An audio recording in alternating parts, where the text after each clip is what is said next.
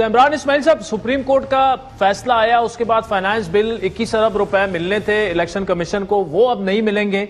Committee ने bill मुस्तरद कर दिया है, पार्लियामान ने मुस्तरद कर दिया है। तहरीक इंसाफ का लाएअमल अब क्या होगा? आगे इलेक्शन तो नहीं होंगे। तहरीक इंसाफ का लाएअमल तो जाहिर है कि हमारे पास बहुत सारे ऑप्शन मौजूद हैं, बशमूल के हम रोड पे निकले, तहरीक चलाएं।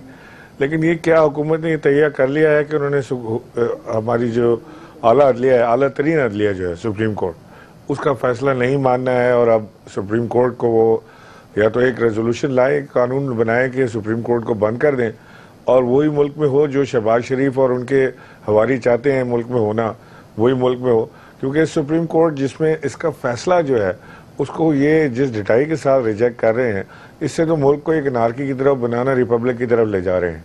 अगर सुप्रीम कोर्ट की बेंच के फैसले भी हम नहीं मानेंगे तो फिर मुल्क चलेगा किस तरह? अगर सुप्रीम कोर्ट कल किसी को फांसी की सज़ा देता है और शहबाज शरीफ कहते हैं मैं नहीं मानता इस बात को, तो फिर क्या होगा?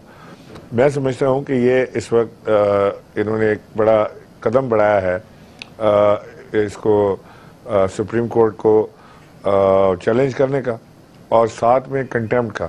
और इस कंटेम्प्ट में वज़ीर आज़म समेत उनकी पूरी फारिग हो सकती है।